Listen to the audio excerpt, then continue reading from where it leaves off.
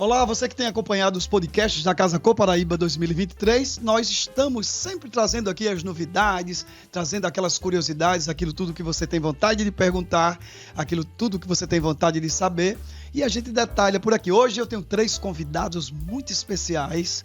Camila Furtado, que está aqui ao meu lado, Melina Cavalcante e César Jansen, que é responsável pela empresa energética. Nossas convidadas são arquitetas e eu já vou começar sabatinando Camila Furtado, porque é a estreia em Casa Cor, mas é uma estreia violenta, né? Porque foram 2 ambientes, Camila. E aí, que dificuldades e que facilidades encontrou aí pelo caminho? A primeira dificuldade foi o prazo, né? Porque eu tive um prazo mais curto para pegar principalmente o segundo ambiente, mas ao mesmo tempo é bom porque a gente de fato se aproxima mais de parceiros e recebe essa ajuda, esse apoio e as coisas vão fluindo e o milagre da Casa Cor acontece, né? Melina, você junto com mais 2 colegas arquitetas se propuseram a fazer o que deveria a princípio ser um quarto de casal, mas me parece que é mais um apartamento de casal, né? Porque aquilo é imenso. Ou uma mansão do casal, um arriado do casal, um palácio do casal. Você escolhe qual o título, a tipologia que vai ser usado. Mas para a gente foi um imenso prazer, na verdade, fazer o quarto do casal. Já tínhamos essa ideia construída ao longo de todo esse processo de Casa Cor. E quando a gente recebeu o ambiente, na verdade, fizemos a questão do cara crachá. Foi adaptar as ideias que já tínhamos ao espaço, que foi, digamos que foi um generoso espaço. 60 metros quadrados para um quarto do casal, não tinha como sair nada menos que um palacete. Você vai saber de tudo isso se vier visitar a Casa Cor Paraíba, mas enquanto não vem para atiçar a sua curiosidade, eu tenho que perguntar, o quarto, ele se divide em 2 momentos bem distintos. Um que deve ser aquele lugar onde o casal se recolhe realmente para o soninho, mas tem um lugar imenso onde o casal se diverte ali, banheira, um closet maravilhoso. Descreve um pouquinho, porque tem uns materiais que compõem aquilo dali, inclusive com parceiros que foram fundamentais para isso, né? Exato. A grande sacada, na verdade, do nosso ambiente foi fazer a multifuncionalidade dos espaços, que não fosse tão convencional, apenas um quarto do casal, e sim que a gente tirasse realmente partido da área extensa que a gente tinha para fazer vários ambientes dentro de um mesmo espaço.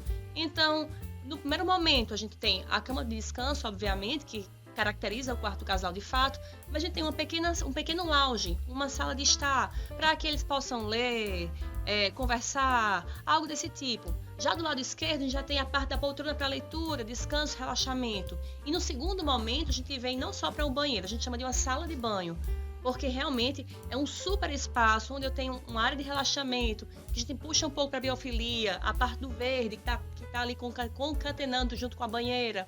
Eu tenho do lado oposto a parte do closet, e aí toda aquela vertente que tem sanitário, as disposições naturais de uma sala de banho. E aí quando a gente parte para a questão dos materiais, uma das premissas também foi trazer algo que fugisse um pouco do comum, fosse algo mais tecnológico, algo que surpreendesse realmente tanto um possível usuário quanto o visitante da mostra. E aí a gente contou com a parceria da Vitrium, que foi um super parceiraço nosso, que trouxe uma novidade realmente, está começando a entrar no mercado agora esse material, que é um vidro texturizado, que ele tem um certo tipo de transparência.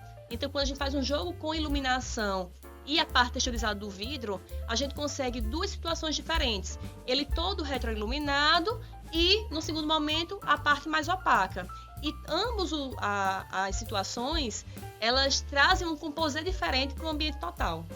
Camila, tu tiveste ali uma participação marcante nessa forma de fazer a Casa Cor Paraíba 2023. E talvez mesmo para a gente que está acostumado, né, desses tantos anos fazendo Casa Cor, a gente nunca viu uma coisa daquelas. Tu tiveste 6 dias para finalizar um ambiente do zero. Que experiência! Contou com algum parceiro que foi fundamental para fazer isso acontecer? No primeiro momento, eu confesso que eu fiquei bastante segura, porque geralmente a gente tem um tempo maior de amadurecer o projeto. A gente desenvolve o projeto, vive o projeto ali uns dias e vai, de fato, moldando o projeto. nesse ponto eu não tive tanto tempo para isso. Mas quando de fato bati o martelo, começaram a contar os dias, eu tive um parceiro fundamental, que foi a Viver Construções, que foi quem me deu suporte noite e dia para que a gente conseguisse de fato realizar o ambiente. Além disso também teve o Lojão dos Forros e a FMG Construções a Seco, que compôs aquelas curvas que foram dadas aos ambientes, porque eu tive que pensar de fato em soluções mais práticas, eu não tinha tanto tempo. Então eu tive que pensar de uma forma que eu realizasse o projeto, certo? De uma forma que ele ficasse bom, obviamente, todo arquiteto ele pensa em surpreender na Casa Cor, né? Mas que eu fizesse de forma rápida. E aí pude contar, graças a Deus, com esses parceiros que me atenderam prontamente e que foram tão rápidos quanto eu. E aí a gente conseguiu fazer toda a casca do projeto e depois vir com a parte das obras de arte que de fato deram a cara, assim, que trouxeram a personalidade, trouxeram a alma para o ambiente. Isso falando de um ambiente, porque teve um outro ainda que foi a própria adega, né? Que aproveitou os recursos da casa, Exatamente. Formas já originais da construção, não é isso? Como eu fui a última arquiteta a entrar na Casa Cor, e aí entrei com 2 ambientes, eu tive que ser bem versátil, assim. Tanto que cada um ele tem propostas completamente diferentes. E já na adega, que é o segundo ambiente qual eu desenvolvi, eu já pensei em trazer um pouco mais da sustentabilidade, que eu acho que é a pauta daqui hoje. Cada vez mais as pessoas elas estão conscientes das suas atitudes e do impacto que elas causam no planeta. Né? É diferente de alguns anos atrás. Então, essa consciência traz para a gente um senso de responsabilidade muito forte. E quando eu entendi a proposta da Casa Cor e sabia que era uma arquitetura efêmera, né? Ela tinha um prazo, eu fiquei com aquele pezinho na consciência de estar utilizando ou de não utilizar materiais os quais fossem sustentáveis, pela minha responsabilidade com o meio ambiente. Então, eu me apropriei da esquadria original da casa, eu me apropriei do piso de madeira.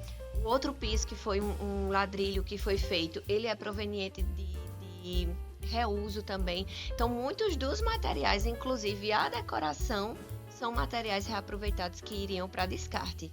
Olha, César, eu acho que a gente entrou definitivamente aqui no momento de te chamar, porque não tem mais como te deixar aí de fora.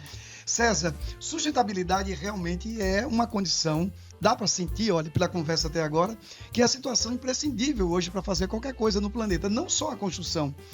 E aí a Energética entra com um recurso fundamental, né? Parceira de Casa Cor, e esse ano com uma diferença que você vai me contar aí. Onde é que você está na Casa Cor? Pois é, nós estamos no Jardim Aroeira, desenhado pela Viviane,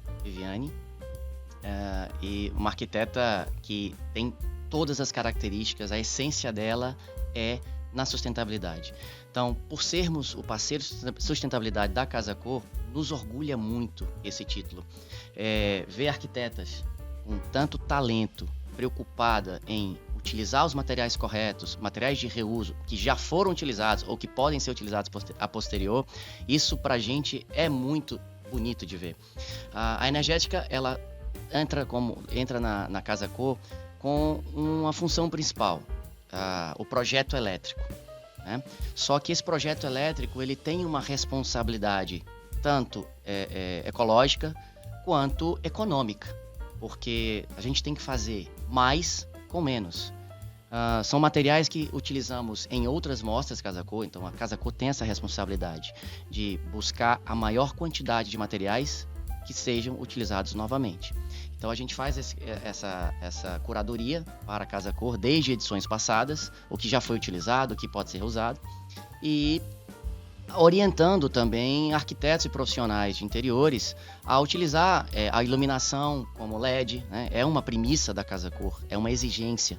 Então ele tem que ser preocupado sim, né, Camila, Melina?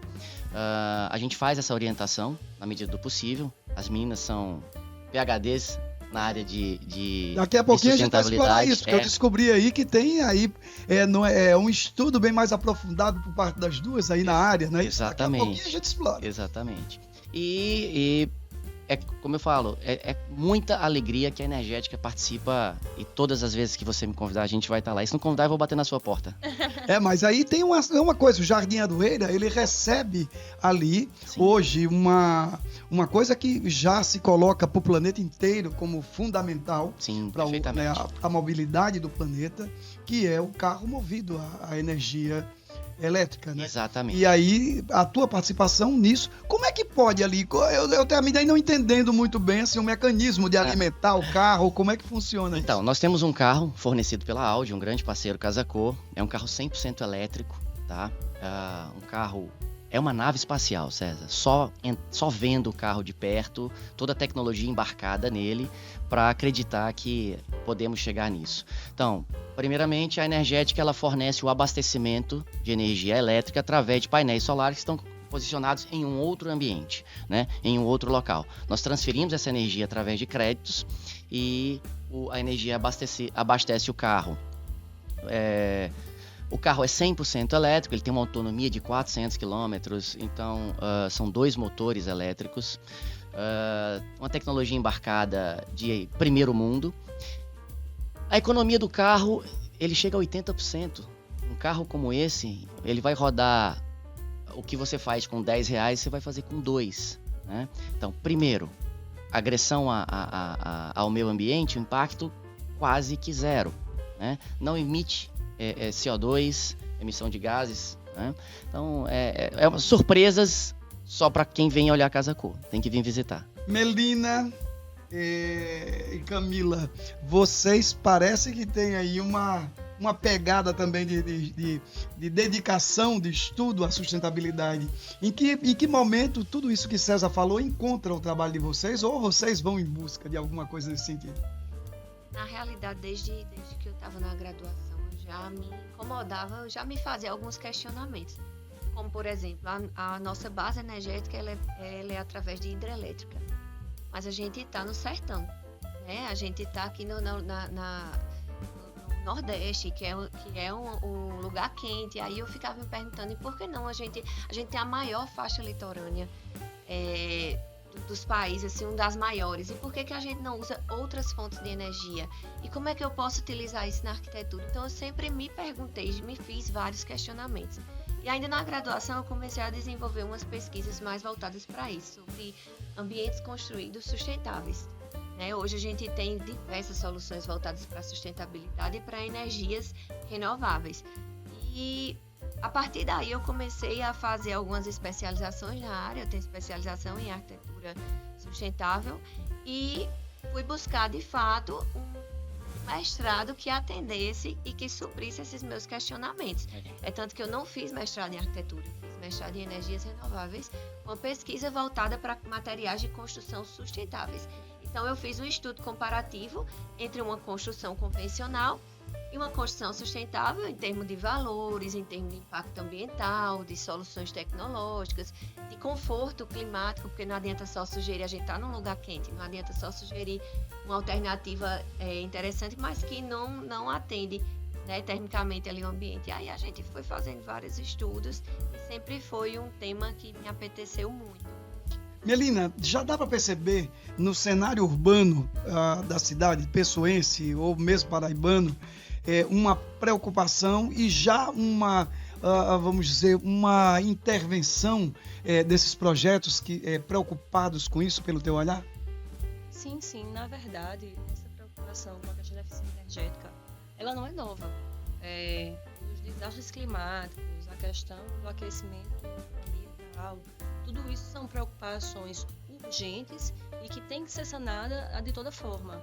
Obviamente, existem impasses entre a economia, desenvolvimento sustentável e tudo mais. Mas hoje em dia, as grandes empresas, como a energética, como tantas outras, elas estão mais preocupadas em relação a isso. Até porque, se o mundo não for sustentável, em algum momento, nossos instrumentos aqui dentro também estão contados. Então, é uma dinâmica que tem que ser resolvida de forma urgente e emergencial. Como a Camila falou, da mesma forma que foi uma preocupação para a Camila, coincidentemente para mim também foi. Inclusive, fizemos mestrado praticamente no mesmo momento, na mesma área. Só que a minha área de atuação foi mais a questão dos materiais. Camila foi mais construções, eu puxei um pouco mais para a questão dos materiais. Hoje em dia, se vocês perceberem, a construção civil é a força motriz não só do Brasil, mas praticamente todo mundo. A economia, ela se baseia nela para desenvolver toda uma cadeia de mercado que vai chegar nos mais diferentes cenários. E a base da construção civil é o cimento. O cimento que a gente conhece hoje como o cimento Portland. E esse cimento, o processo de fabricação dele é de uma ignorância ambiental absurda. O processo de queima disso daí Muito agressivo. é estúpida a agressividade com as queimas, as bases de calcário e tudo mais, para que a gente alimente na construção O civil. resíduo daquela fumaça, aquela fuligem, né? É extremamente tóxico, Exato. não só para o meio ambiente, mas para os usuários e seres humanos. E aí, uma das alternativas que a gente estudou e desenvolveu durante esse processo de pesquisa foi justamente buscar um material alternativo, no caso a gente chama de material alcalinamente ativado, um polímero, digamos assim, que pudesse exercer exatamente a mesma função do cimento, sendo ligante, tendo força de tração, de compressão suficiente, e que não levasse justamente um processo de queima tão agressivo como esse em relação à eficiência energética. E a partir daí, agora o grande desafio é educar o mercado, obviamente esse material. Que material é esse? Onde a gente pode ter contato com ele? De que forma? Atualmente, ele só existe na parte da pesquisa científica. É um polímero, ele é uma base de calcário associado com alguns elementos da tabela periódica, em que eles são alcalinizados. E tem chance de ganhar o mercado isso daí? Toda Sim. tecnologia nova, ela passa um tempo, né? A gente acabou de falar aí do carro elétrico, Pois que é. era Exatamente. inimaginável utilizar há uns anos atrás. A gente hoje utiliza muito painéis solares nas construções, né? Exato. Todos os meus clientes de casa, enfim, ou comerciais, eles querem utilizar esse tipo de fonte energética. E aí é algo que também começou devagarzinho, né, Melina? E aí foi ganhando o mercado. Foi, de repente, o material, quando ele começa, ele tem um custo de produção muito alto, mas aí depois ele vai ficando mais comercial e aí... Exatamente. Existem construções já até que outras empregam formas. isso daí? Existem construções que empregam isso daí, mas ainda não está, digamos que, sedimentado de forma mercadológica. Tem que se atingir um custo base que faça isso ter um retorno econômico e a própria educação das pessoas. Hoje em dia, aqui em João Pessoa, na Paraíba, a gente ainda tem uma ressalva muito grande com construções a seco, com drywall. Aqui na Casa Cor, nós somos vanguardistas, podemos nos gabar disso, que já utilizamos e com muita facilidade esse tipo de material.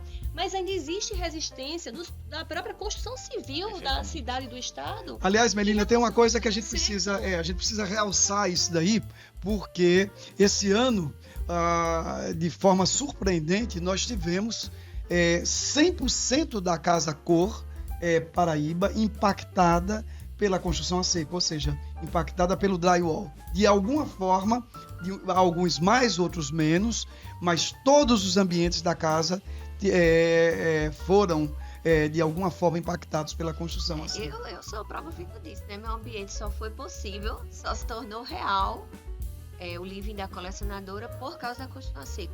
Inclusive, é o que possibilitou todas aquelas curvas, aquelas formas orgânicas que eu trouxe para as paredes e os arcos que a gente tem no ambiente. Então, além de todas as vantagens que a gente tem na redução da geração de resíduo, uma vez eu li um dado que diz 100% dos recursos que vão para uma obra, 30% é desperdício. Já imaginou isso? Nossa. Que quase a cada 3 obras você perde uma. Você perdeu uma. Isso é uma Então, coisa a inimaginável. construção a seco não minimiza esse desperdício, assim, muito. E a ideia é que a gente utilize, nós arquitetos, né? A gente se utilize cada vez mais desse tipo de solução. A gente estava conversando aqui um outro dia,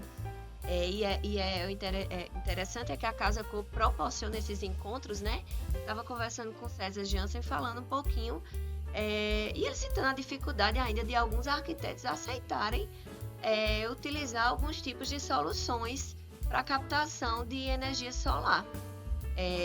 E eu não só utilizo nos meus projetos como aquecimento de água, como captação de água pluvial para utilizar em em jardim, enfim, em descarga.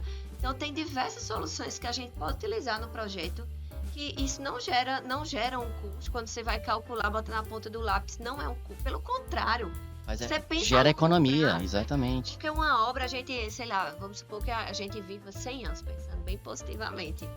A gente tem obras aí com mais de 500 anos, né? Aqui em João Pessoa, né? Então a gente tem que calcular o ciclo de vida de uma obra muito mais longo do que o nosso. E o custo dessa obra gira em torno desse ciclo de vida, e não ali de 1 ano, de 2 anos, de 3 anos. Então, que a gente utilize cada vez mais essas soluções, e que hoje tem soluções que são esteticamente interessantes. Sim, e os materiais eles vão mudando, se adaptando para aquilo que o mercado precisa, né? E César, Então, já dá para celebrar sim.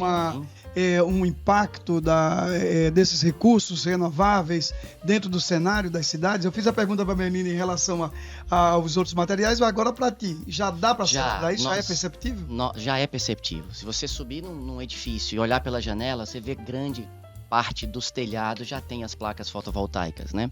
Até pouco tempo atrás, quem utilizava energia solar era quem gostava da natureza, porque era um processo caro ainda. Então, com a evolução dos materiais, com a evolução da tecnologia, os altos investimentos, hoje a energia solar é um dos ramos que mais crescem no mundo, a uma taxa de 300% ao ano. Então, um kit fotovoltaico para uma residência que custava pouco mais de 8, 10 anos atrás, R$100 mil, esse mesmo kit custa 20, 25 mil reais para abastecer uma casa grande, de uma família completa. E a sustentabilidade, no caso, a eficiência energética, ela não compreende só, meninas, a substituição da utilização de uma energia que nós temos energia limpa, como você falou. Basicamente 90% da matriz energética brasileira é limpa. A hidrelétrica é uma energia renovável e limpa, porém ela causa alguns impactos ambientais, por exemplo, devastações de florestas, de grandes áreas. E se não chover, aquela barragem não é reabastecida. Então a gente tem que contar com um pouquinho da sorte. O sol não. O sol a gente sabe que ele vai estar lá por mais alguns milhões de anos. A gente é um país tropical, né? Exato. E aí a eficiência energética, ela começa não só na troca da matriz energética, mas o que a gente pensa para um cliente comercial, industrial? Primeiro a gente vai reduzir aquele consumo, talvez substituindo equipamentos antigos que têm um alto consumo de energia, uma lâmpada de vapor de sódio de 400 por uma LED de 100, quer dizer, você está impactando aí em 75% a utilização da energia. E aí você tem um projeto muito menor. Né? Nós tivemos alguns cases de que o cliente investiu, R$200 mil em iluminação e economizou R$600 mil no tamanho da usina fotovoltaica de uma indústria. Então, ele modernizou o parque, ele tem um conforto luminotécnico muito melhor, mais eficiente. Também. A duração em 50 mil horas, que uma lâmpada de LED hoje é usual, durar 50 mil horas, sem falar no conforto térmico, né? A lâmpada de LED ela aquece muito menos, então utiliza outros recursos, menos ar refrigerado. Então isso é uma cadeia que um puxa o outro, sempre baseado na economia, porque as empresas, as pessoas, elas pensam sim em gastar menos, mas se você pode gastar menos ajudando a natureza, por que não fazer? Gente, a conversa, olha, se estenderia, porque tem coisa para falar. Mas olha, você que está vendo a gente, já presta bem atenção. É fácil ser sustentável, é fácil ser amigo do planeta, é fácil ter um comportamento de responsabilidade ambiental. Deu para ver aqui, né? Todo mundo coloca de forma muito espontânea, de forma até mais fácil do que a gente imagina. E fica ligado, se tiver alguma coisa, manda para a gente, pergunta, que a gente vai atrás, vai fazer questão de responder. César Jansen, obrigado. O Jardim Aroeira vai ser visitado, sim, tá todo mundo vindo. Melina Cavalcante, o quarto do casal, aquela imensidão para se dormir. Espetáculo, né? Aquele espetáculo também vai estar recebendo, né, todos os nossos visitantes. Camila Furtado, não se furte, porque, olha, aquilo lá tá um encanto, a nossa sala, o nosso living da colecionadora é um momento muito especial da Casa Cor Paraíba 2023, assim como a adega. Eu agradeço a presença de vocês E a gente vai ficando por aqui.